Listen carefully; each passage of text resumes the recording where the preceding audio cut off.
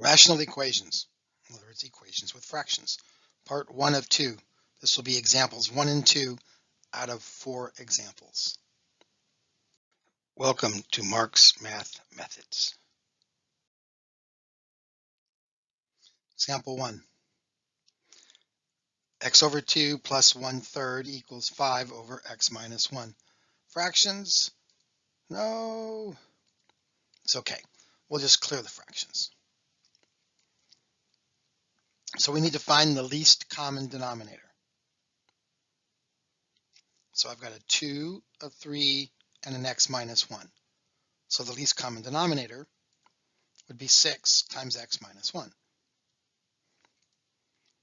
Now we're going to multiply the whole equation by that least common denominator over 1. So we're going to multiply the whole equation by 6 times the quantity x minus 1 all over 1. In some places you'll see they'll do the left side, they'll do the right side. It's the same. Wait a minute, we forgot to check to see what values the equation explodes. In other words, discontinuity. Where is it discontinuous? In other words, since we've got a fraction, what value or values makes the denominator equal to 0? Well, the only thing that's got a variable in it is x minus 1. So we set it not equal to 0 because we don't want it to be 0. Therefore, we end up with x cannot be 1. It's always best to check this ahead of time in case it shows up as one of your answers. So we'll slide it over here. So our least common denominator is 6 times x minus 1, but x cannot be 1. So now we'll go ahead.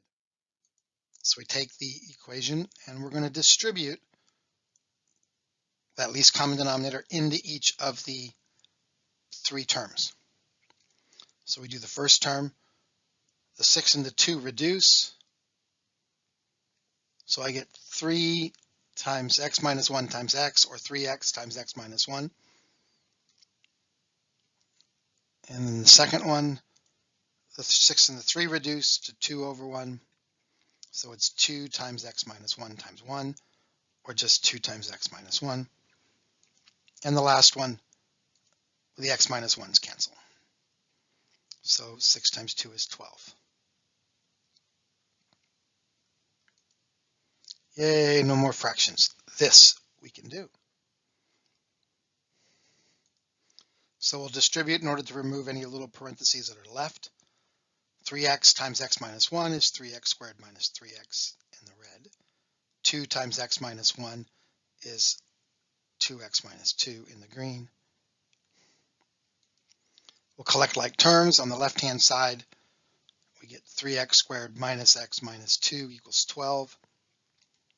And now we'll move the 12 over, set it equal to, that sets it equal to 0, and then we'll factor. You can use whatever method you want to factor. Quadratic formula, slide and divide, AC method, trial and error, they all work, whichever ones you're more familiar with.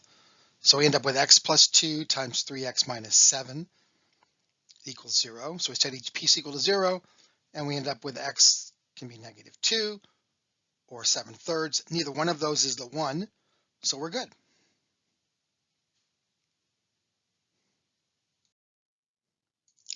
Example 2. X over x minus 4 plus 3 over 2 equals 4 over x minus 4. Well, let's find out where we cannot have an answer. So I set the denominator equal to 0, or not equal to 0, and we end up with x cannot be 4. Now we'll clear the fractions. Common denominator is 2 times x minus 4. Now we'll multiply the whole equation by that least common denominator over 1.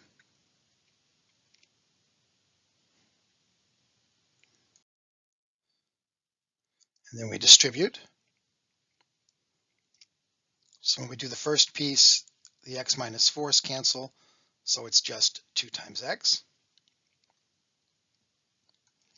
We do the second piece, the 2's cancel, so it's 3 times x minus 4.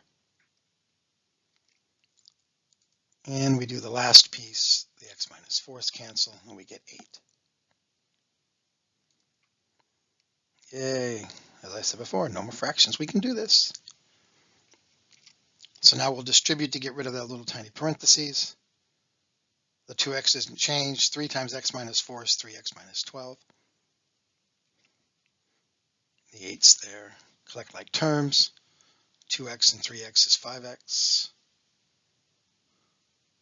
Minus 12 equals 8. Move that 12 over, and we'll continue solving for x. We get x equals 4. But wait a minute, we said x couldn't be 4.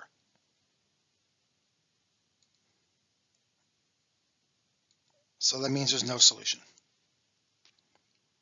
The answer we get breaks it. So there's no solution. I hope the presentation was helpful. Thumbs up, subscribe, comment. And if you have any problem types you'd like me to demonstrate, there's my address.